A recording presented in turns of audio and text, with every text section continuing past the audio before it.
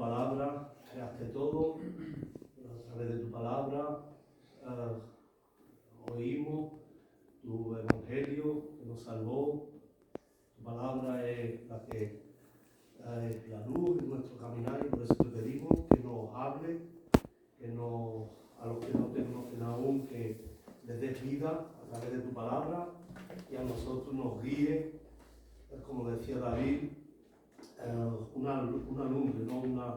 una luz en nuestro caminar. Así bendice por favor a Antonio y a todas las iglesias que te esperan y que te aman, que oigan tu palabra y te sigan según tu voluntad. Ayúdanos para eso, Señor, sin ti nada podemos hacer. Te damos las gracias por este privilegio. Amén. Amén. El Salmo número 6, por favor, vamos a leerlo. Salmo número 6.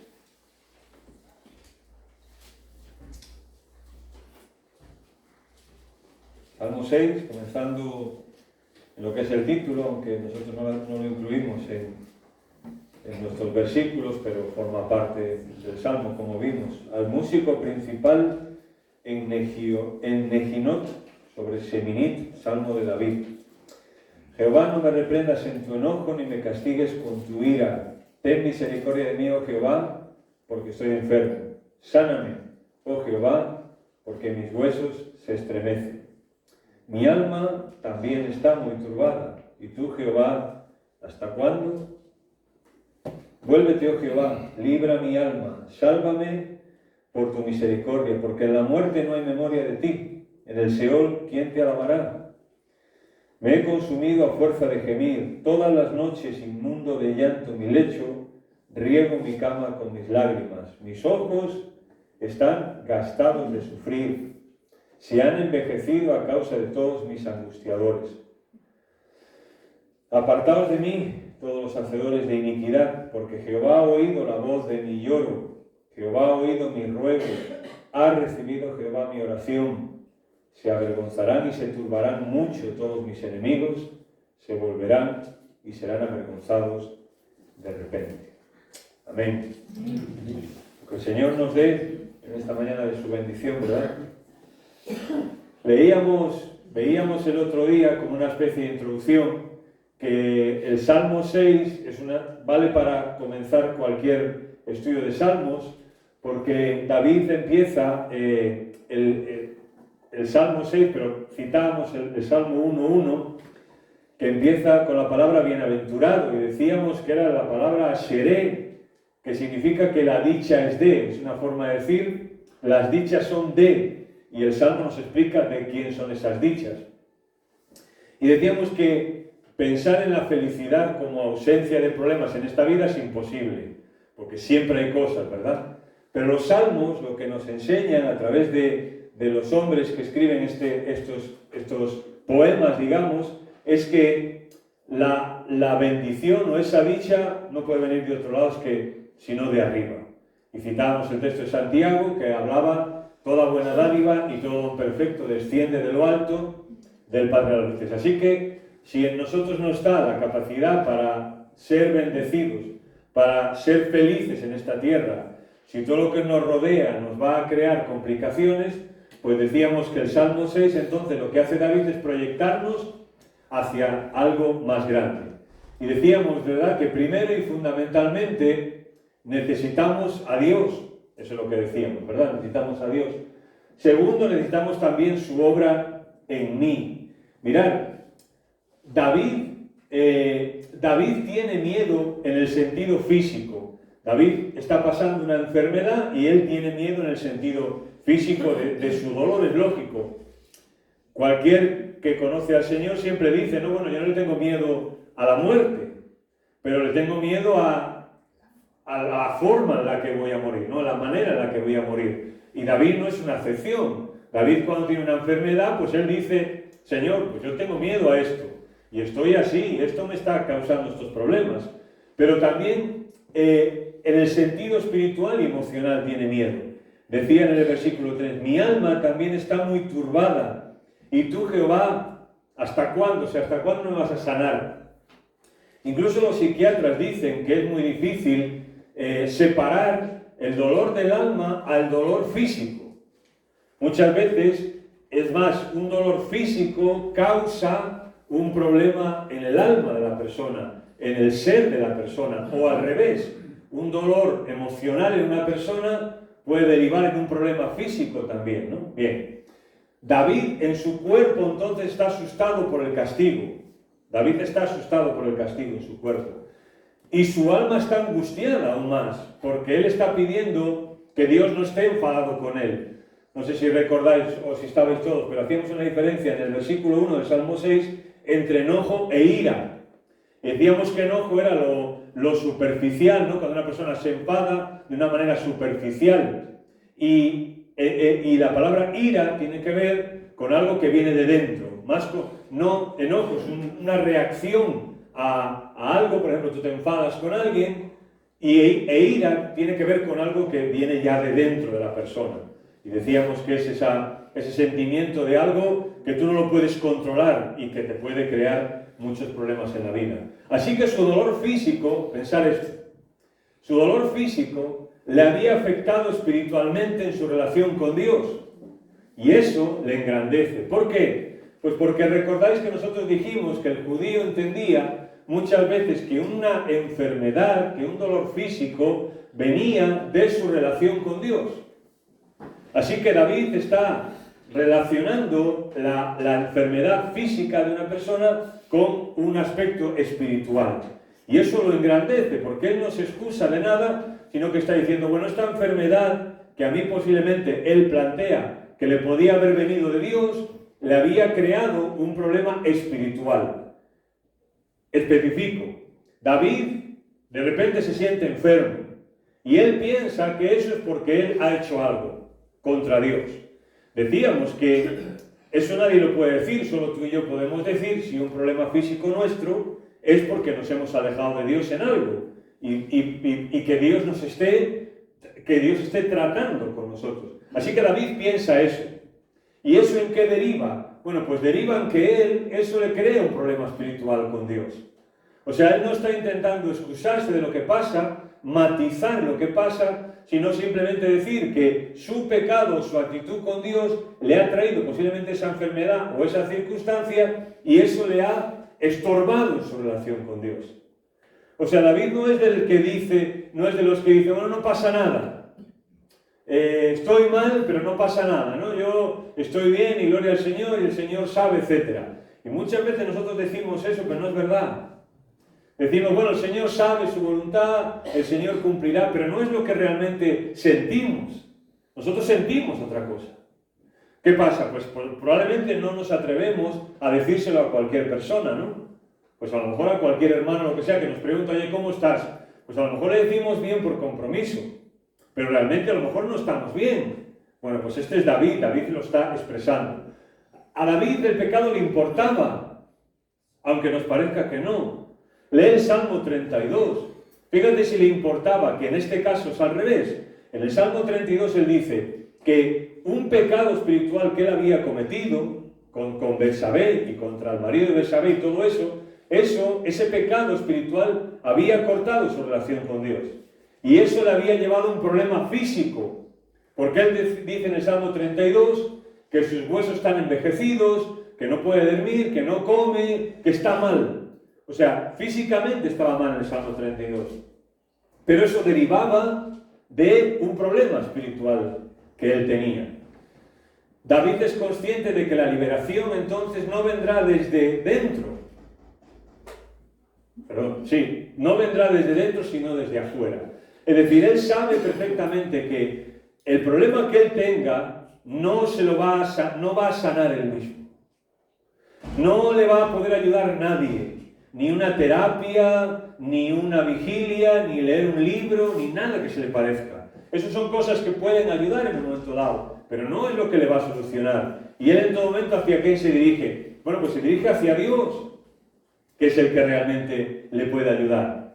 Así que si yo voy a presentarme ante Dios, el argumento más poderoso que yo puedo usar es mi necesidad, mi pobreza, mi debilidad, mis lágrimas y mi miseria. Ese es el mejor argumento que yo puedo presentar contra Dios. Mirad, ante Dios, perdón. Mirad lo que dice el primer libro de Reyes. Si en la tierra hubiere hambre, pestilencia, tizoncillo, añublo, langosta o pulgón, si sus enemigos los sitiaren en la tierra en donde habiten, cualquier plaga o enfermedad que sea, hablando de plagas o enfermedades que el pueblo podía sufrir, toda oración y toda súplica que hiciere cualquier hombre a todo tu pueblo Israel, cuando cualquiera sintiere la plaga en su corazón y extendiere sus manos hasta casa, tú oirás desde los cielos. O sea, lo que está diciendo aquí el texto es que una enfermedad no solo es una enfermedad, una plaga no solo es una plaga, no solo es algo físico, sino también él dice, cualquiera que sintiere la plaga en su corazón, cualquiera que sintiere esta plaga en su corazón. Así que mirad, aquí voy para atrás. Decíamos, primero, el otro día, fundamentalmente necesitamos a Dios, en este proyectarnos hacia algo más grande, Dios.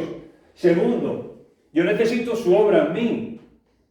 No solo proyectarme hacia Dios, yo me puedo proyectar hacia Dios, pero ¿qué tiene que hacer Él en mí? Lo sabemos cuando acudimos con un problema a Dios, sabemos qué es lo que necesitamos, vamos concretamente a pedirle algo o simplemente le decimos, Señor, ayúdame, porque tú eres el primero que tienes que saber en qué te tiene que ayudar Dios. Mirad lo que dice David en este sentido de que Él necesita su obra en Él. Ante lo que David está viviendo, él lo que necesita es misericordia. Él dice en el versículo 2, ten misericordia de mí, oh Jehová, porque estoy enfermo. Y ahora tú dices, es que una cosa es algo espiritual y otra cosa es físico. ¿Cómo tener misericordia por una enfermedad? Pues tú pedirías, bueno Señor, sáname, pero no tener misericordia por una enfermedad que es algo físico. Bien, vamos a explicarlo. El término hebreo que David usa aquí es rahum. Es una palabra hebrea que se pronuncia así, rahum. La H se pronuncia como J, rahum. Y esta palabra está relacionada con otra que es rehem, que significa matriz, útero y vientre. Cuando David dice, ten misericordia de mí, la raíz de esa palabra misericordia aquí que David usa es una palabra que tiene que ver con la matriz de la mujer cuando queda embarazada, cuando tiene un niño, el útero o el vientre mientras lo mantiene ahí. ¿Y por qué usa esta relación? Bueno, es muy gráfico. Está relacionada con la esencia de una persona. La esencia de una persona es la que está pidiendo misericordia aquí. Nos invita a pensar en los tiernos sentimientos de una madre hacia su bebé vulnerable. O sea, la misericordia que David usa aquí es una palabra que se usaba para cuando una madre tenía en su vientre a su hijo o a su hija. Y los sentimientos, que por las que habéis sido madre lo sabéis, ¿no? Los sentimientos que una madre puede tener a su hijo aún, aunque no lo ha visto todavía. Pero ella, esta madre, siente esos sentimientos ya por ese niño. Y cuando nace, más todavía. ¿Por qué? Porque ella lo ve y porque lo ha tenido en su vientre. Como muchas madres dicen, ¿no? Te voy a conocer si te he parido. ¿Verdad que se suele decir? Te voy a conocer yo si te he parido. ¿Por qué? Pues porque lo lleva ahí, porque eso le hace tener unos sentimientos hacia su hijo. Yo voy a decir una cosa que al menos yo la creo, no sé si todos lo creéis, pero el amor de una madre hacia su hijo, hacia su hija, un padre nunca lo podremos igualar. Nunca. A lo mejor algunos dicen, no, yo quiero más a mis hijos que a mi mujer. Bueno, luego te peleas con él. Transmite emoción intensa y a veces se traduce como alguien que es profundamente impactado. O sea, rahum se usaba para cuando una persona se quedaba impactada ante la necesidad de otra persona. Os voy a poner un ejemplo. ¿Recordáis el juicio de Salomón del niño y las dos madres? Cuando, o sea, tienen dos madres, un hijo y uno muere. Entonces lo traen y dicen, mira, esta me robó el hijo. Y la otra dice, no, me lo robó ella, no ella. Pues imagínate, ¿no? Y así que Salomón, en una decisión, como se suele decir, decisión salomónica, aunque bueno, en fin, pero bueno, dejémoslo así. Dice, bueno, por la mitad. ¿Vale? Así que, ya que no sabemos de quién es, pues en aquel tiempo entonces no se podía hacer una prueba, hoy ya no hace falta, le hacemos una prueba de paternidad y ya sabemos, no, de maternidad sería, y ya sabemos quién es la madre. Pero en aquel entonces no había. Así que Salomón, ¿qué dice? Pues lo cortamos por la mitad para cada uno. ¿Y qué ocurre allí? Mirad lo que ocurre. Entonces la mujer de quien era el hijo,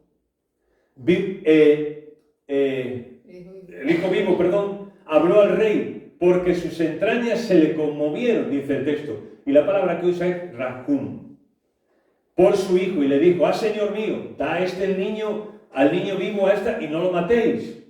O sea, esta madre había llevado a este niño en sus entrañas, y por eso tiene misericordia de ese niño. Lo ha llevado, es suyo, y quiere lo mejor para él. Y sus sentimientos hacia él, su amor hacia él es más importante que tenerlo. A ella le da igual en un momento dado tener a su hijo toda la vida, aunque lo tenga otra madre, aunque lo tenga otra familia, pero ella lo que quiere es ver a su hijo vivo. Así que Salomón, cuando escucha esto, dice: esta es. ¿Por qué? Porque ella ha tenido misericordia de él, de este niño, ¿no? Que vulnerable. Esta es la palabra que David usa. Cuando él está enfermo, dice: Señor, ten misericordia de mí. Es decir, David se siente vulnerable, David se siente débil, David se siente deprimido, se siente cansado, no puede, y entonces él pide a Dios misericordia, que Dios tenga misericordia de él. Su compasión, como dije, reveló a Salomón cuál era su verdadera madre, que lo había llevado en el vientre. Pero Rahum, la palabra misericordia, no solo son sentimientos, también son acciones provocadas por ellos. Por ejemplo, esta madre no solo tuvo sentimientos hacia su hijo, sino que tomó una decisión. Posiblemente una decisión dura. Tú imagínate, las madres, ¿no? Que ahora tienes un niño y te pasa esto, y tienes que decir, bueno, que se quede otra con él. O sea, es una decisión dura, es una decisión difícil. Bien, Israel, por ejemplo, cuando estaba sufriendo en Egipto, Dios escucha el clamor y es movido por su compasión, nos dice el texto. Señor Dios de nuestros padres, oraron ellos, ¿verdad? Sálvanos, libéranos, ten misericordia de nosotros. Y dice el texto que mucho tiempo después murió el rey de Egipto. Los israelitas, sin embargo, seguían lamentando su condición de esclavos y clamando, pidiendo ayuda. Sus gritos desesperados llegaron a oídos de Dios. Es decir, Dios, en esa situación de ellos también vulnerables, están esclavos en Egipto, no pueden salir de ahí, no tienen posibilidad de salir de esa situación humanamente hablando, están totalmente subyugados por un ejército ante el que no puedan hacer nada, y ellos piden misericordia de Dios. O sea, Rahum de Dios, compasión de Dios. También Israel, mientras viajaba por el desierto, Dios cuidó de ellos, como se cuida de un hijo vulnerable al que hay que atender. La madre, cuando nace al niño, atiende a ese niño. ¿Por qué? Porque es vulnerable y le ayuda, pues lo lava, lo cambia, le da el pecho, una serie de cosas que ese niño vulnerable no puede hacer. ¿Por qué? Porque tiene misericordia de su hijo. O sea, tiene compasión de su hijo. Es alguien que ha llevado en el vientre, es suyo y por tanto no le cuesta ayudarle. Yo os he conducido, dice el Señor, 40 años por el desierto. Vuestros vestidos no se han envejecido sobre vosotros, ni vuestros zapatos se han gastado sobre vuestros pies. Y luego dice, el Señor los guiaba por medio de una columna de nube durante el día y por una columna de fuego durante la noche. De esta manera podían viajar de día o de noche. O sea, es un pueblo vulnerable, están en el desierto, hay un montón de enemigos, hay un montón de circunstancias, ellos van, es un pueblo numeroso, va con un montón de gente, con los niños, con las mujeres, no es un pueblo guerrero, no se va a poder defender, no tiene las facilidades para sobrevivir ahí. Sin embargo, Dios pues está bendiciéndolo. Y es lógico que ellos cantaran el Salmo 121. ¿Recordáis? El Salmo 121 se cantaba mientras subían a Jerusalén. Y decían ellos, el Señor es quien te cuida, el Señor es tu sombra protectora, de día el sol no te hará daño ni la luna de noche. El Señor te protegerá de todo mal, protegerá tu vida. El Señor te cuidará en el hogar y en el camino desde ahora y para siempre. Vez tras vez vemos en el Antiguo Testamento que el pueblo de Dios no solo pide a Dios compasión, sino que la celebra. Celebra que Dios ha tenido compasión de ellos, que Dios los ha cuidado. Y ellos siempre tienen en su memoria recordar eso. Antes estábamos hablando con Nico y Blanca, con Nico y Blanca, esto, ¿no? Que muchas veces, con qué facilidad a veces nos olvidamos de lo que el Señor ha hecho en nosotros. Nos olvidamos de quiénes éramos, de dónde estábamos, de dónde el Señor nos sacó. Bien, pues no nos olvidemos, recordemos siempre la misericordia, aquí mejor la compasión de Dios. Porque no solamente nosotros hemos nacido de nuevo, digamos como dijo Nicodemo, ¿no? Es necesario nacer de nuevo, ¿no? Usando la figura de una madre, y él dijo, ¿cómo puede alguien volver a nacer? Bueno, pues tomemos esa frase, ¿no? Espiritualmente nosotros hemos nacido de nuevo. Hemos sido unas criaturas nuevas, bebés, cuando nos convertimos, ¿no? Vulnerables. Y el Señor siempre ha estado ahí cuidando de nosotros. Y ahora también, porque Israel en el desierto, pues ya eran mayorcitos. Y anduvieron mucho tiempo dando vueltas. Sin embargo, Dios les estuvo cuidando siempre. Siempre estuvo cuidando. Aun cuando Él tuvo que reprenderles. Es verdad que hay momentos en los que Dios dice que ya se cansó. Pero, mirad, no es extraño que cuando la Biblia tiene que recordar y hablar del carácter de Dios, lo primero que dice es que Él es compasivo. Casi la primera referencia que Dios le da al pueblo de Israel, ya como pueblo de Israel, de quién es Él, está en Éxodo 34, donde dice que Jehová pasó frente a Moisés y proclamó quién Él era. Y dice Jehová es su nombre, Jehová, Dios, y la primera palabra es compasivo, compasivo. Un Dios que cuida de sus hijos, que los ha llevado en su vientre. Cuando nosotros pensamos en la salvación, ¿no? Es exactamente lo mismo. ¿Cómo no va a cuidar de nosotros el Señor si Él literalmente nos ha parido? Claro. Hemos nacido de nuevo por Él, por su misericordia, por su amor. No va a cuidar de nosotros. Mirad lo que, a pesar de la existencia de la compasión de Dios, el pueblo se apartaba. Eso lo sabemos, ¿no? El pueblo se apartaba. Rechazaron la compasión de Dios y se entregaron a otros dioses.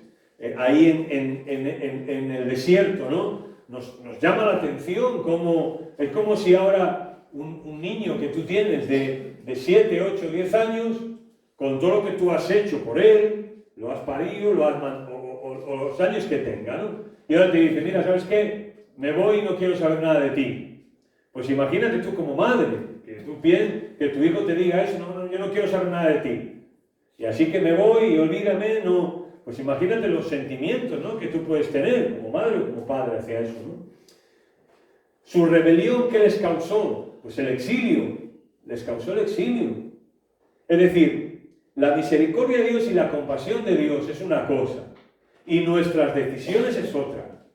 Pero yo no estoy entrando en las decisiones, pero las decisiones es otra. Tú puedes querer mucho a tu hijo, puedes querer más que nadie a tu hijo, pero hay cosas que aunque tú lo quieras más que nadie, nunca lo podrás evitar.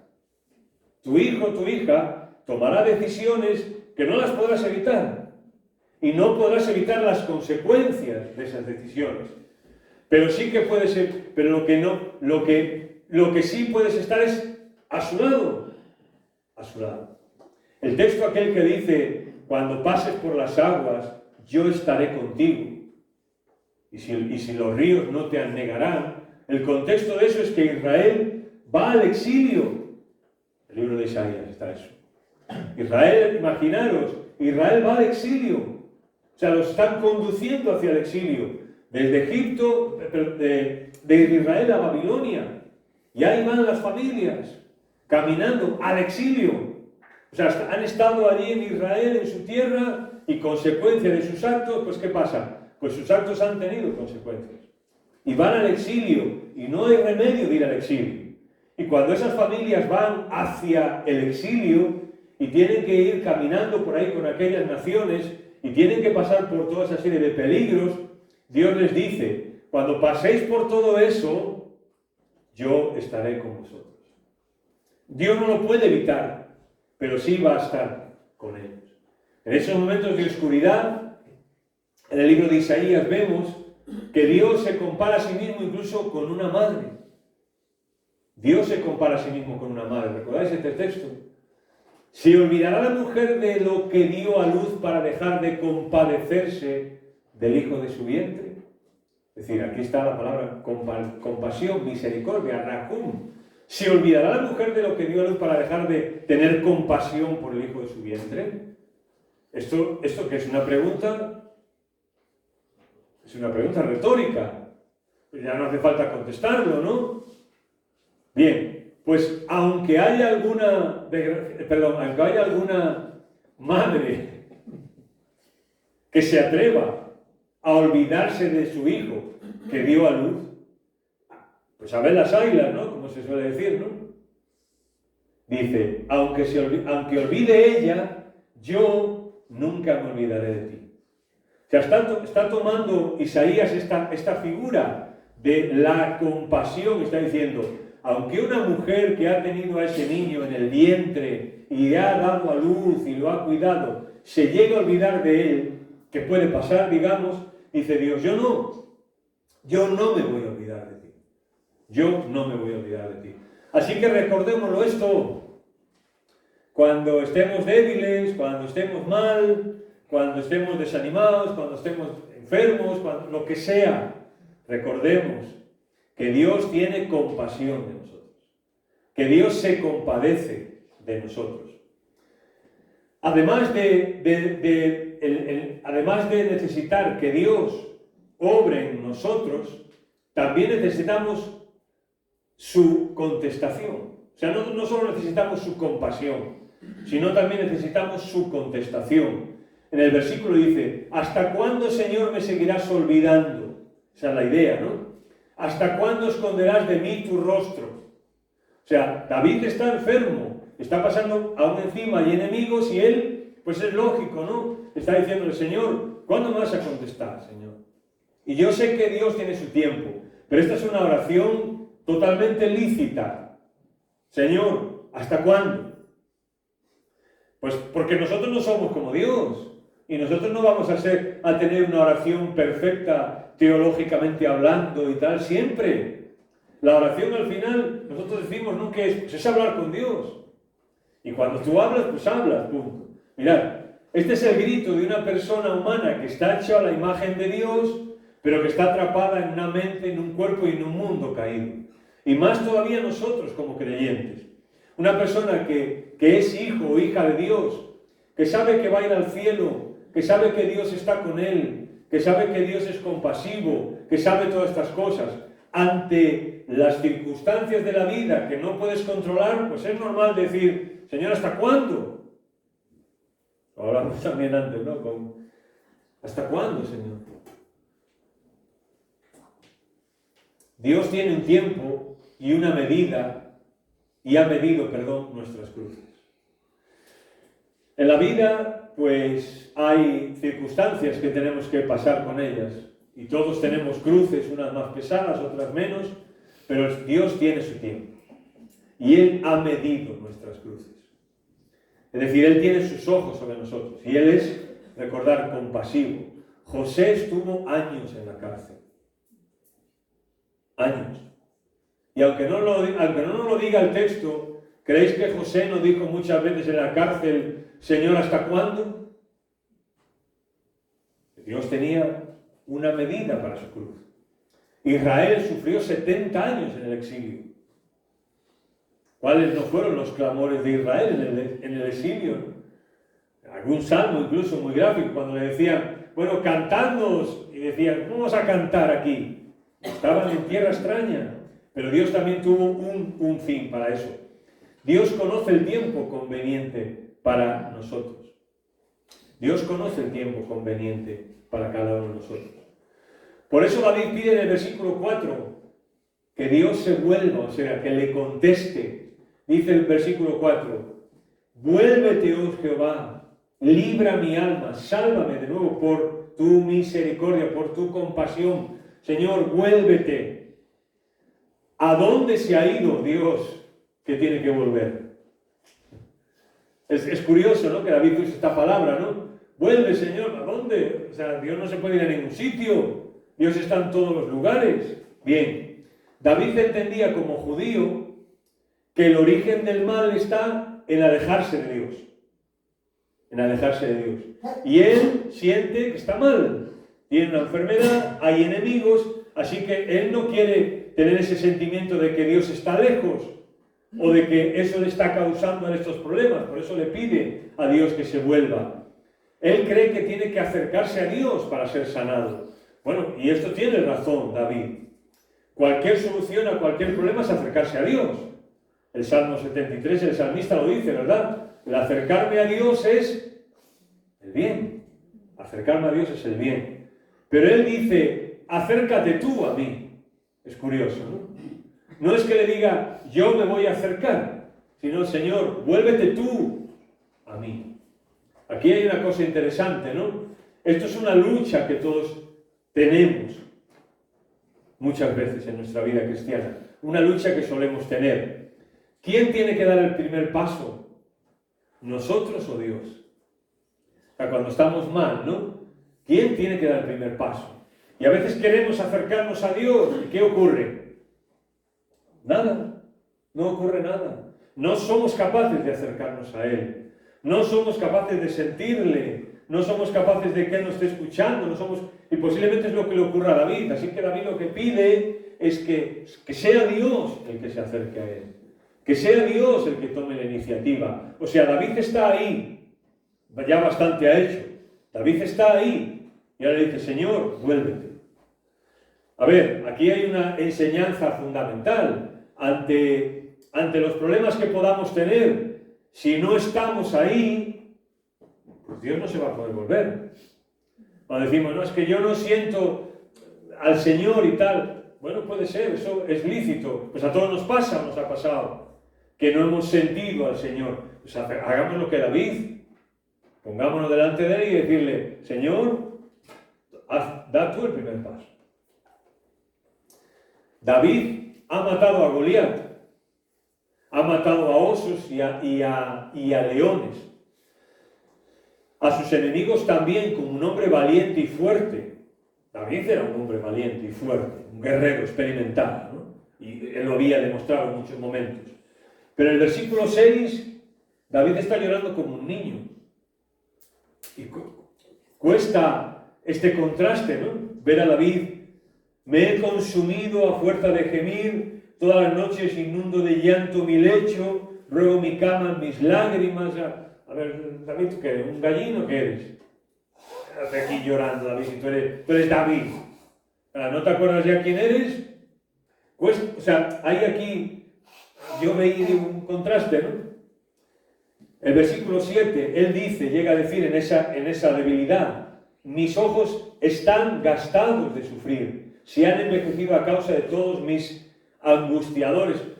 Nosotros decimos, ¿no? Este versículo, nosotros decimos envejecido por las penas. Cuando hay muchos problemas en la vida, cuando hay muchas circunstancias, pues yo no sé, supongo que esto he dicho lo sabéis, ¿no? La persona está envejecida por los problemas que tiene, ¿no? Por sus penas que tiene. El versículo 9, mirad. Versículo 9. Porque Jehová ha oído mi ruego y ha recibido Jehová mi oración. Lutero tenía una frase muy buena, ¿no? Y era, la oración es la sanguijuela del alma que succiona el veneno y la infección. O sea, cuando una persona está enferma, digamos, pues la oración es como una sanguijuela que lo que va a hacer es quitar fuera ese veneno y esa infección que nosotros tenemos, ¿no? Bien.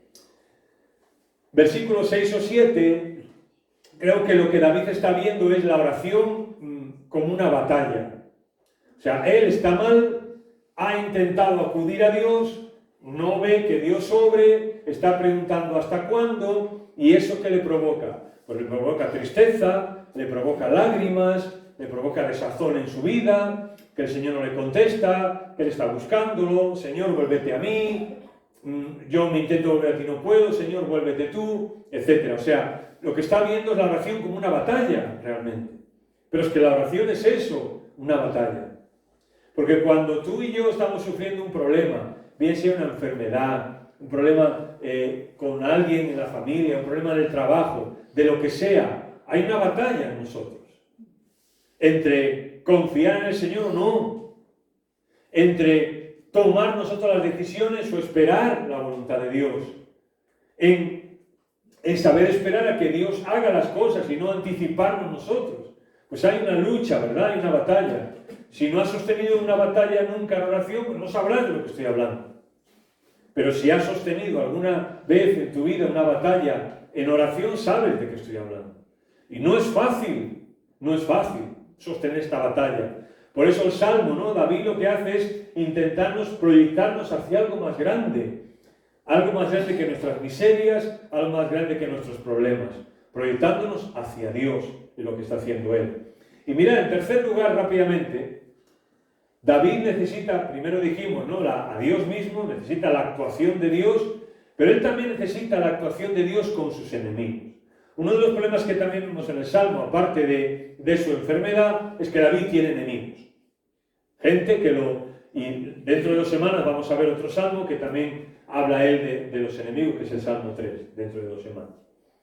David no anhelaba la destrucción de sus enemigos, sino que se arrepientan. ¿Por qué digo esto? Mirad el versículo 10. Dice, se avergonzarán y se turbarán mucho todos mis enemigos. Y ahora dice, se volverán y serán avergonzados de repente. Bien. El término volver aquí que David usa para sus enemigos es exactamente el mismo término que cuando él dice en el versículo 4 a Dios que se vuelva hacia él. O sea, hay una situación de que David se siente lejos de Dios, que no es capaz de llegar hasta Dios, y entonces le pide a Dios que Dios sea el que se vuelva, el que tome la iniciativa y se acerque a él. Y él está usando exactamente el mismo término, y en el contexto tiene que significar lo mismo. Lo que David desea es que sus enemigos, que están lejos de Dios, que no son capaces de llegar a Dios por incapacidad o porque no quieren, él lo que está orando es que un día ellos se vuelvan a Dios. Puedan volverse también a Dios. Y se avergüencen de qué? Pues de lo que hacen, de sus vidas, de sus actitudes. Eso es lo que está él pidiendo. David en el Salmo pasa por un proceso de estar enfermo y lejos de Dios, a acercarse, a volverse a Dios y elevarse a Dios por encima de las circunstancias. Él desea que sus enemigos también, aquellos que le critican por confiar en Dios en medio de los problemas, también se vuelvan a Dios. Se volverán y serán avergonzados de repente. Esto no quiere decir que él esté dando una profecía en que realmente se volvieron un día sus enemigos. No. La poesía hebrea expresa algo que parece que a nosotros cuando lo leemos parece que es una realidad, pero que realmente lo que el poeta está expresando es un deseo. O sea, David no sabe si sus enemigos se van a volver o no a Dios, ¿me explico? Pero él lo desea. Él desea que sus enemigos se vuelvan. Pero parece que David en el Salmo está llorando y está enfadado con sus enemigos, por otro lado. O sea, David está llorando y está enfadado y pensando que qué están haciendo sus enemigos. En muchos salmos también lo comparte, ¿no? Pero David sabía controlar estas circunstancias. No podemos pensar que David aquí en el Salmo posiblemente esté deseando el mal de sus enemigos, porque eso no era la dinámica en David. David no era así. Por ejemplo, ¿recordáis cuando David está escapando de su hijo Absalón y escapa, y de repente cuando se escapa vienen unos de los que se quedaron con su hijo y llegan allí, ¿no? Y los insulta a David y lo desprecia y le escupe y lo maldice y todo aquello, ¿no? Entonces Abisai, hijo de Sarbia, le dijo al rey: ¿por qué maldice este perro muerto a mi señor rey? Te ruego que me dejes pasar y le quitaré la cabeza. Vienen los que se quedaron con Absalón, vienen y empiezan a maldecirle, a insultarle, a escupirle, a decirle toda clase de cosas, ¿no? Y uno de los siervos de David dice, tranquilo, dame la orden que yo voy y le corto la cabeza al sinvergüenza este. O sea, ellos eran enemigos de David. Y él dice, déjame, dame permiso que yo voy y le voy a quitar el dolor de cabeza enseguida. ¿Y qué dice David? Eran sus enemigos, lo estaban persiguiendo, estaba huyendo de ellos, de su casa, de su familia, de su tierra, de su trono que tenía. ¿Y qué dice David? Y el rey respondió, ¿qué tengo yo con vosotros, hijos de Sarvia? Si él así maldice, es porque Jehová lo ha dicho que maldiga a David. ¿Quién pues le dirá por qué lo haces así? O sea, David es de sus enemigos que vienen a por él, que lo están. David lo que dice es, mira, si ellos están haciendo esto y Dios lo está permitiendo, yo no soy quien para nada. Y eran sus enemigos. Por eso esta es la reacción típica de David. ¿Cómo puede alguien con tanta fe y un carácter como el de David llegar a su cama de noche y llorar de esta manera? O sea, eso es lo que nos choca, ¿no? Un hombre como David, con las características de David, con la personalidad de David, ¿cómo puede llegar a su cama y llorar de esta forma como un niño? En público, nosotros tenemos que controlar el enojo, por ejemplo, ser cuerdos y llevar las cosas de la mejor manera en público. Ahora ya, si en público ya te manifiestas de otra forma, entonces ya es o sea, ya no hay nada que hacer. Pero muchas veces nosotros en público nos reprimimos. A veces quisiéramos decir cosas o tener reacciones y no las tenemos. Pero eso es lógico, ¿no? Y a David le pasaba. Bien, no quiere decir que no tenga momentos de humanidad y debilidad David. Y cuando David tiene que reaccionar así, ¿qué hace? Pues ¿cuál es el mejor lugar para estos momentos? Pues la oración. David en público sabe comportarse.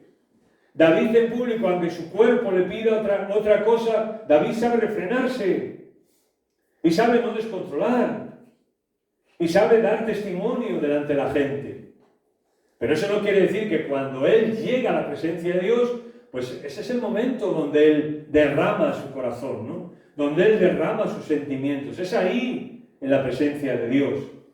Ahí puedes ser débil. En la presencia de Dios es donde tú puedes ser débil. En público, la vida, con sus circunstancias, muchas veces no te lo va a permitir. O sea, las circunstancias de la vida no te van a permitir ser débil, ni mostrarte débil. ¿No? Pero en la oración sí. Ahí es donde tú puedes mostrarte débil y no pasa nada. Ahí es donde puedes pedir hacia tus enemigos pues lo que tú quieras pedir. O sea, lo que David dice es, yo puedo tener una fe enorme, pero puedo venir y ser débil ante Dios. Eso es lo que dice David. O sea, yo puedo tener una fe enorme y ser, entre comillas lo digo, el gran David, pero venir ante Dios y ser débil. Eso es lo que dice de otra manera Pablo, de una manera general, ¿no? Porque cuando soy débil, entonces soy fuerte. O sea, Pablo lo que está pensando es que aquella persona que conoce al Señor y que depende del Señor en su debilidad, al final es fuerte. ¿Por qué? ¿Porque el Señor le dé fortaleza para enfrentarla? No. Posiblemente porque es ahí, en la presencia de Dios, donde yo recibo fortaleza. Y David era este. A veces cuando no hacemos esto, pues somos una olla a presión y estallamos siempre. Por eso la oración sirve para eso. Pero es necesario en la vida que, pues proyectarnos hacia algo más grande. Proyectarnos siempre hacia algo más grande. Porque decíamos al principio, David, cuando tiene que componer un salmo donde él está mal, donde él está deprimido, donde él está cansado, donde él está mal, bien, pues decíamos, ¿no?, que él posiblemente crea una lira, una especie de arpa pequeña, lira de 8 cuerdas. Creo que eso tenía que ver con que el 7 para el judío era el día de la creación del hombre, cuando Dios crea al hombre. Y el 8 para el judío era algo más que la creación, era lo sobrenatural. Y algunos piensan que David está creando esta lira de 8 cuerdas para que cuando él tiene que cantar este salmo, que habla de una persona que está sufriendo, cantar este salmo aún con un instrumento que le recuerde que aún en su debilidad precisamente es cuando más necesita proyectarse hacia algo más grande. Pues no nos olvidemos de esto, ninguno de nosotros. Proyectarnos siempre hacia algo más grande. Porque la vida traerá cosas que no podemos con ellas. Y como intentemos nosotros, no se solucionará. Así que, hermanos, proyectémonos hacia algo más grande, hacia el Señor, en nuestros problemas y dificultades. Y veremos cómo Él tiene compasión de nosotros. Porque Él ha hecho que nosotros naciéramos de nuevo. Porque somos sus hijos y sus hijas. Y Él nos lleva en sus entrañas. Isaías dice que incluso tatuados en sus manos, tatuadas, esculpidas, nuestros nombres. Señor siempre tendrá compasión de nosotros. En nuestra fortaleza y en nuestra debilidad, Él tendrá compasión de nosotros. En nuestros mejores momentos y en nuestros peores momentos, Él tendrá compasión de nosotros. En los momentos en los que somos capaces de obedecerle y los momentos en los que no somos capaces de obedecerle. El Señor tendrá compasión de nosotros. El Señor tendrá compasión de nosotros cuando estamos sanos y cuando estamos enfermos físicamente también. Él siempre tiene compasión de nosotros. De hecho, el profeta Jeremías, cuando habla de la misericordia de Dios, de la compasión de Dios, dice que su compasión nunca decae. Nunca. Siempre es la misma. Hermanos, hermanas, pues que el Señor nos ayude a proyectarnos hacia algo más grande que nosotros y que nuestras circunstancias, que es el Señor. A Él sea la gloria. Señor, gracias porque en medio de nuestras dificultades, tú, Señor, tienes compasión de nosotros. Tú, Señor, estuviste dispuesto a entregar tu vida por cada uno de nosotros. ¿Cómo no vas a tener compasión de nosotros? Señor, tú sabes las circunstancias de cada uno de nosotros, mejor que nosotros mismos incluso lo sabes. Y tú sabes cuáles son aquellas cosas con las que podemos y sabes perfectamente también cuáles son aquellas cosas con las que no podemos. Señor, acércate a nosotros. Señor, vuélvete hacia nosotros. Y ayúdanos, Señor. Ten compasión de nosotros. Restáuranos, Señor. Fortalécenos. Sánanos, Señor. Perdónanos, Señor. Cada día en nuestra vida necesitamos tu compasión. Y, Señor, tu palabra también nos dice que tú sabes padecer con nosotros, Señor. Y eso a nosotros nos llena de alegría y de ánimo saber que no estamos solos. Y saber que tú siempre estás a nuestro lado. Señor, a ti sea la gloria y a nosotros tu bendición. Amén.